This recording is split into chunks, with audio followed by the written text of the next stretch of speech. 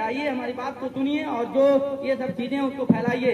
5 सालों में हमने क्या किया? 5 सालों में तेजी फाउंडेशन ऑफ इंडिया ने 3000 कैंसर बैरियर बनाए, 3000 कैंसर बैरियर बनाए, कैंसर योद्धा।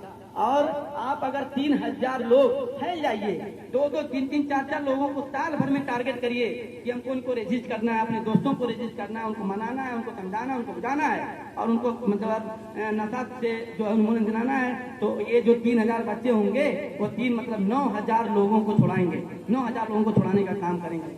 जिस तरीके की मैं जो बात बता रहा हूँ उसी तरीके के रोड मैप पे गवर्नमेंट भी काम करने के लिए तैयार हो रही है। जो तंबाकू नियंत्रण की गाइडलाइन हम लोगों को प्राप्त हो रही है, तो मेरा आप सब लोगों से निवेदन है, जो है स्काउट गाइड के बच्चे हैं, बच्चियां हैं, जो यहाँ पे जो बच्चे हैं, स्कूली बच्चे हैं, जो हमारे यहाँ दोस्त लोग हैं, भाई लोग हैं, चाचा लोग हैं, बड़े लोग हैं, सब लोग ये ठान लीजिए कि हम लोग साल भर में 10-10 लोगों को रजिस्टर करेंगे। और जब 2024 में हम लोग 4 फरवरी को इसी प्रांगण में जब इकट्ठा होंगे तो बड़े प्राउड होकर के कहेंगे कि हमने 10 लोगों को छुड़वाया, हमने 5 लोगों को छुड़वाया। मैं बहुत प्राउडफुली कह रहा हूँ कि हमारे इस गतिविधि से लगभग 200 लोगों ने नशा से अपना मुक्ति पा लिया।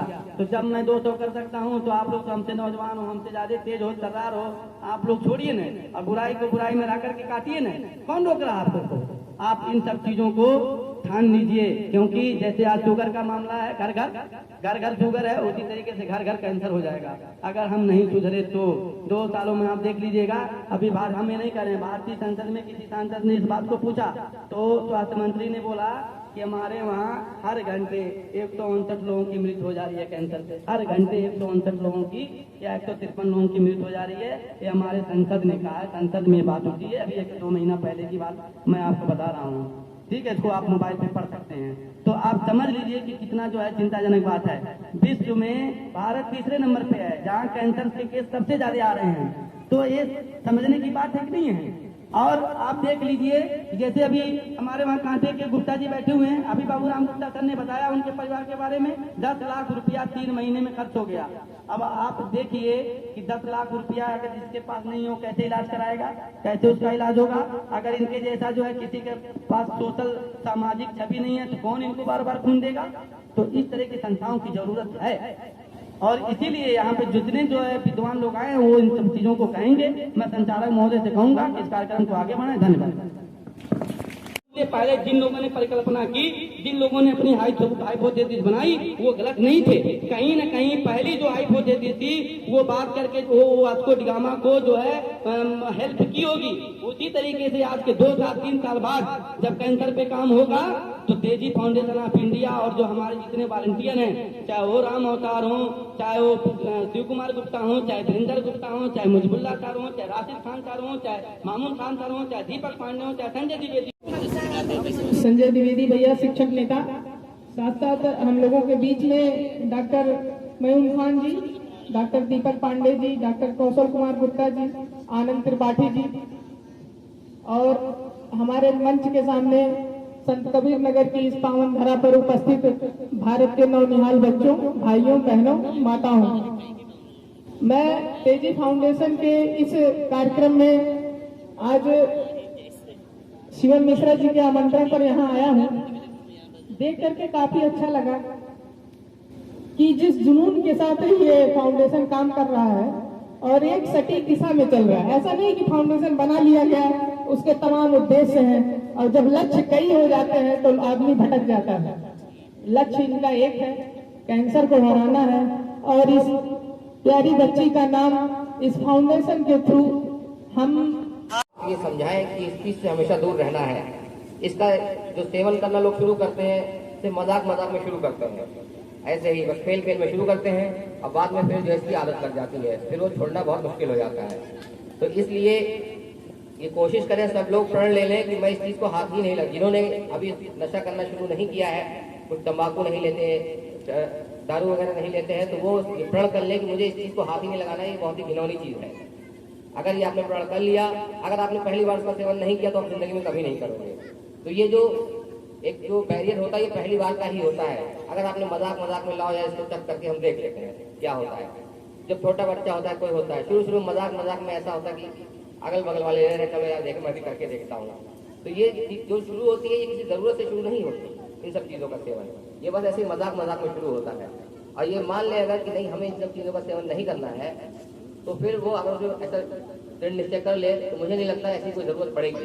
बहुत से ऐसे लोग हैं जो बिल्कुल किसी भी चीज़ का सेवन नहीं करते, और मुझे ऐसा नहीं लगता कि उनको कोई दिक्कत होती है ज़िंदगी जीने में। वो भी अच्छी खासी खुशहाल ज़िंदगी गुजार रहे हैं, बिना तंबाकू के बिना दारू के भी अच्छी खासी खुशहाल ज़िंदगी गुजार रहे हैं। आप इन सब चीज़ों के बिना भी खुश रह सकते हैं। उसके बाद मैं कुछ आपको कैंसर की बीमारियों के बारे में बताना चाहूँगा कि जो तरह तरह के कैंसर होते हैं जब शुरू होते हैं तो बहुत छोटे मोटे लक्षण से ही शुरू होते हैं। तो जो लक्षण होते हैं उनको कभी नज़रअंदाज ना किया जाए। आप ठीक है, खांसी जुकाम बुखार की दवा आसपास के घर के अगल बगल से ले लीजिए, मगर कोई भी ऐसी समस्या हो जो आपको कई दिन से परेशान कर रही हो, किसी भी तरह की हो, पेट में कोई समस्या हो, भले कोई गांठ होना जरूरी नहीं है कैंसर के लिए, किसी को पेट में भी कोई समस्या है लगातार बनी रहती है, जो है किसी को शरीर के किसी और अंग में कोई परेशानी है, कहीं दर्द होता है, हमेशा दर्द होता रहता है, कोई ऐसी चीज जो पहले परेशानी आपको नहीं थी मगर हो रही है और लगातार बनी हुई है, तो उसको कभी भी नजरअंदाज नहीं करें। किसी भी क्वालिफाइड चिकित्सक के पास जाएं, उसका चेकअप कराएं। ऐसा नहीं है कि जो है जिसको कोई परेशानी हुई सबको कैंसर ही हो जाएगा। जो है कोई गांठ है आपके बदन में तो ये नहीं, तो नजरअंदाज ना करें, जो है जाके किसी क्वालिफाइड डॉक्टर को दिखाएं। 10 में से 9 लोगों को गांठ नॉर्मल गांठ होगी, मगर एटलीस्ट डॉक्टर चेक कर लेगा, ये कम से कम कंफर्म तो हो जाएगा जो खतरनाक चीज नहीं है। अब मान लीजिए किसी वजह से वो लगता भी है कि उसको भाई कैंसर के लक्षण वगैरह है, अगर उसको शुरुआती स्टेज में पकड़ लिया जाए तो ये मान के चलिए ऑलमोस्ट 90% कैंसर का इलाज जो है पूरी तरह से हो जाता है, अगर वो शुरू की स्टेज में उसको पकड़ लिया जाए। तो इन सब चीज़ों का बहुत ध्यान देना है। कोई भी ऐसी परेशानी हो उसको कभी नजरअंदाज नहीं करना है। और बाकी जो है जो तंबाकू वगैरह से जो कैंसर होता है वो मुंह का कैंसर बहुत ज़्यादा होता है तंबाकू वगैरह खाने से, और ये कैंसर बहुत ही खराब होता है जो मुंह वगैरह कैंसर होता है। अगर आप लोगों ने देखा हुआ किसी ने कि चलिए उसका इलाज तो हो भी जाता है, मगर उसके बाद वो कभी उसके निशान जो है कभी शरीर के ऊपर से जाते नहीं हैं, और जिंदगी के डे टू डे लाइफ में बहुत ज़्यादा दिक्कतें आती हैं। इसी तरह बीड़ी सिगरेट का सेवन वगैरह नहीं करना चाहिए, क्योंकि उससे फेफड़े का कैंसर वगैरह होने के चांसेस रहते हैं, जो कि बहुत ही खतरनाक होता है। और कैंसर एक ऐसी परेशानी है कि आपको फिर समझ लीजिए पूरी तरह निजात, अगर एक बार स्टेज ज़्यादा बढ़ गई तो निजात नहीं मिलती, फिर आप चक्कर लगाते रहते हैं, ना आपके घर में पैसा बचता है ना घर वालों के लिए पैसा बचता है। तो इस चीज़ में कोई भी नशा वशा करते हुए किसी को देखे, आपको अगर उसका ख्याल है तो उसको मना करें कि भाई इस चीज़ से आप दूर रहें।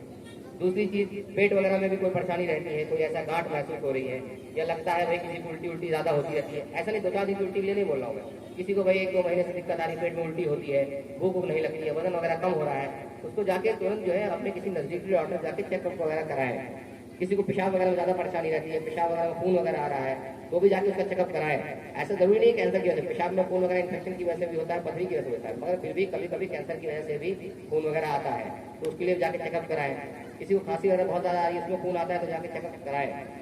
तो मेरा कहने का ये मतलब है कोई भी परेशानी है जो लंबे समय से आपको परेशान कर रही है तो उसको नजरअंदाज ना करें, जाके उसका चेकअप कराएं।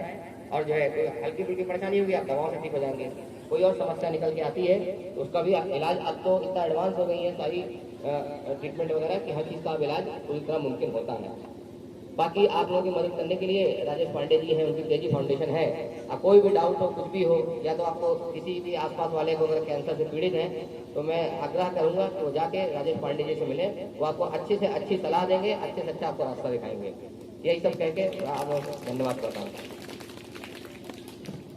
लगा हुआ है, ये सारा प्रिवेंशन ही है। भाई तम्बाकू मत खाइए, तम्बाकू वाला प्रोडक्ट मत खाइए, आप मुंह के कैंसर से ज्यादातर बचे रहेंगे।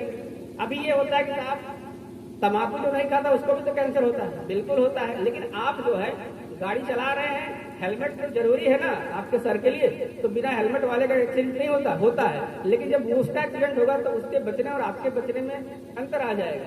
वो 10 में से 8 कैजुअलिटीज में हम लोग जो काम करते हैं, 10 में से 8 जो रोड ट्रैफिक एक्सीडेंट वाले केसेज अगर हेलमेट लगाए हो तो बचाया जा सकता है, क्योंकि अगर सर सुरक्षित है और जगहों पे टूट फूट होगी, प्लास्टर होगा, हो जाएगा।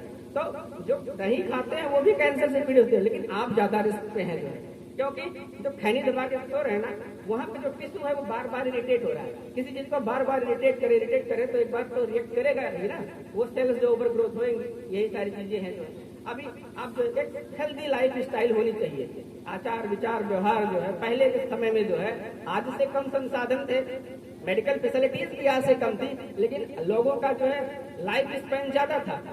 रीजन यही था कि आचार विचार व्यवहार खान पान सारी चीजें थी। तो ये जो चीजें हैं कुछ हमारे डाइट्स हैं, जैसे घरों में उपलब्ध है, हल्दी हो गया, लहसुन हो गया, अंकुरित मूंग हो गया, इनमें ऐसे रिसर्चेज है कि एंटी कैंसरस प्रॉपर्टी पाई जाती है। ये सब चीजें आप पैसिव लाइफ स्टाइल हमेशा नुकसानदेह होती है। थोड़ा व्यायाम, दिनचर्या, ये सब चीजों पे जो है फोकस करेंगे। तनाव का लेवल जितना कम से कम रहेगा, ये सारी चीजें हैं। एक ब्रीफ में मैंने आपको, तो कैंसर बहुत ब्रॉड सब्जेक्ट है, बोलना हो तो कई घंटे बीत जाएंगे, लेकिन एक संक्षिप्त में आप लोगों के समझ थोड़ा विकसित हो पाए। बहुत चीजें आप पहले से भी जानते रहे होंगे, तो मैं थोड़ा उसी जानकारी को बढ़ाने का काम किया। और जो है ये पांडे जी के को इनवाइट हम लोगों को किए जो है, उसके लिए बहुत बहुत धन्यवाद। और ये कमिटमेंट है, जब भी बुलाएंगे किसी अवेयरनेस प्रोग्राम में या किसी उसमें एज एक्सपर्ट या और जिस भी लेवल पे हमारी सेवाएं करते हैं, वो हमेशा जो है वो हाजिर रहेंगे। धन्यवाद।